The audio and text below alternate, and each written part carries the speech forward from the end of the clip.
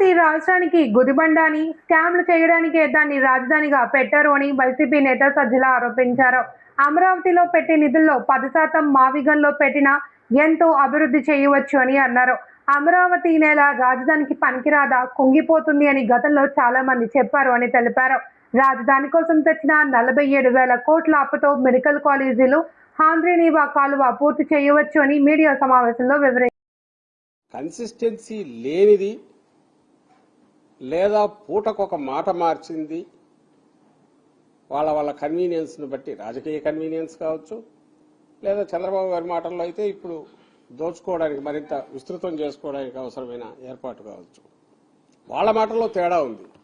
కొంచెం 2 మినిట్స్ పట్టినా మీరు చూస్తే అది బాగుంటుంది. ఒక్కసారి అది వేయండమ్మా. వాళ్ళు ఒక్కొక్క నాయకుడు గతంలో ఎట్లా మాట్లాడారు, ఇప్పుడు ఎట్లా మాట్లాడారనేది తెలుసు. మాట్లాడుతున్నారనేది ఇప్పుడు మాట్లాడుతున్నా అందరికి తెలుసు. గతంలో ఏమన్నారు చూడండి. ఈయన పవన్ కళ్యాణ్ గారు ఏమన్నారు గతంలో చూడండి.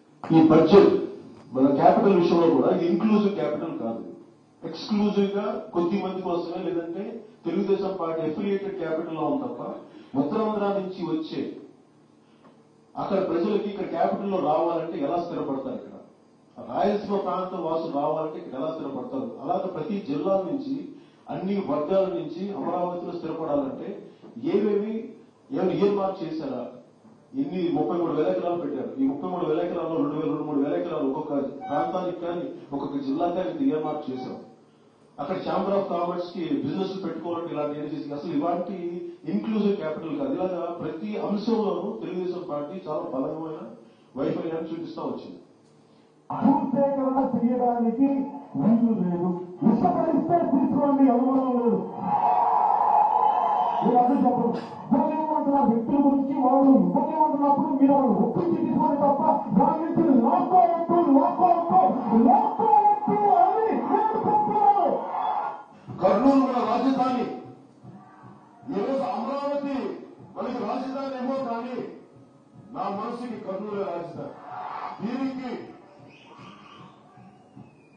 జనసేన ప్రభుత్వం తీసుకొచ్చిన రోజున నేను మీకు మాటిస్తున్నాను, అది ఎంత రాజధాని, ఏ స్థాయి నగరంతో కర్నూలు దానికి మించిన స్థాయి నగరాన్ని తీసుకొస్తాను. ఇవాళ రోజు కూడా అడిగిపోయిన కాలంలో కట్టలు అంటారు. భారతదేశంలో అనేక రాష్ట్రాలు కట్టలు లేకుండా ఎక్కడ ఉన్న ప్రపంచ దేశాల్లో ఆయన సోము వీర్రాజు గారు బీజేపీ. డెవలప్ అయినటువంటి చైనా, దాని రాజధాని బీజింగ్, దాన్ని షాంఘై డెవలప్ చేశారు. ఎయిర్పోర్ట్ కట్టారు, పోర్టుని కట్టారు. ఇవాళ విశాఖపట్నం అభివృద్ధి చేయాలి. ఎయిర్పోర్ట్ ఉంది, పోర్ట్ ఉంది, అనేకమైన పోర్టులు కట్టాలి. ప్రతిరోజు ఒక్క పోర్టు కట్టలేదే. మీరు అధికారంలోకి వచ్చిన తర్వాత ఒక్క పోర్టు కట్టారు ఎక్కడన్నా? మీరు ఒక్క పోర్టు కూడా కట్టకుండా రోజు కూడా ఆంధ్రప్రదేశ్ అమరావతితో మేమే కట్టేసాం. 1,500 కోట్లు ఇస్తే కాలిపోయిన రాజధాని కట్టారు. 1,500 కోట్లు ఇస్తే మా శాసన మండలి సభ్యులకి యూనియన్స్ వెళ్ళడానికి టాయిలెట్ లేకుండా చేశారు. 1,500 కోట్లు ఇస్తే ఏంటండి మీరు పెట్టుకునే డబ్బా బాజా మీరు చూపిస్తున్నామని పెట్టేసుకోవడం కదా ఆ రోజుల్లో? దానికి అర్థం లేదా? దానికి ఒక అర్థం లేదా అని అడుగుతున్నాను నేను. అమరావతి ఉచిత అమరావతిగా మిగలనుందా? దీనిపైన ఇంకా స్పష్టత రావాల్సి ఉంది. Expert committee recommendation చేసిందన్నారు.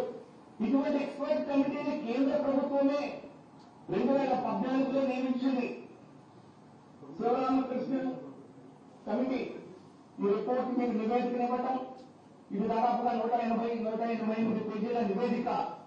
దీనిలో కూడా డీసెంట్రలైజ్ డెవలప్మెంట్ ని ఈ ఎక్స్పర్ట్స్ కూడా సజెస్ట్ చేయడం జరిగింది. వీరు కూడా అన్ని ఇన్స్టిట్యూషన్స్ ఒకే సిటీలో ఉండద్దు. ఈ రిపోర్ట్ లో కూడా green field development of the city, అంటే కొత్తగా నగర నిర్మాణం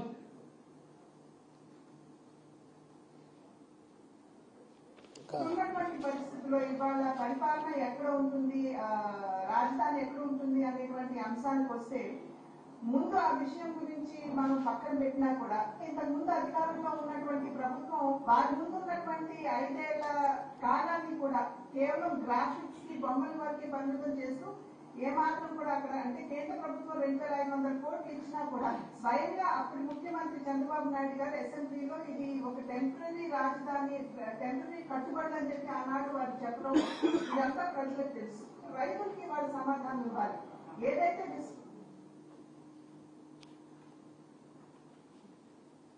చంద్రబాబు గారు లేదా చంద్రబాబు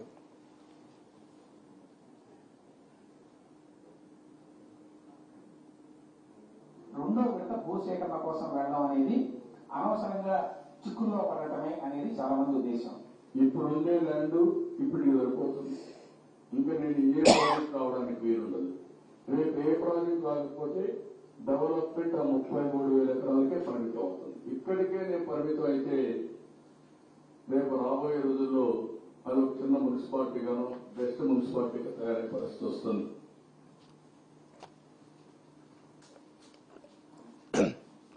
ఒక్కొక్కరి మాటలు చూశారు కదా, ఇక్కడ మాటలు మార్చింది ఎవరు? వీళ్ళందరినీ వదిలేద్దాం. పవన్ కళ్యాణ్ గారు, పురంధేశ్వర్ గారు, సోము వీర్రాజు గారు, జీవీఎల్ నరసింహారావు గారు, చంద్రబాబు నాయుడు గారు ఎవరైతే ఇది మొదలు పెట్టారో ప్రాజెక్టు, ఆ రోజు వచ్చి ఓ ప్రపంచ స్థాయి రాజధాని నగరం అన్న వ్యక్తి ఈ రోజు వచ్చి చిన్న మున్సిపాలిటీ అని ఆయన అంటున్నారు.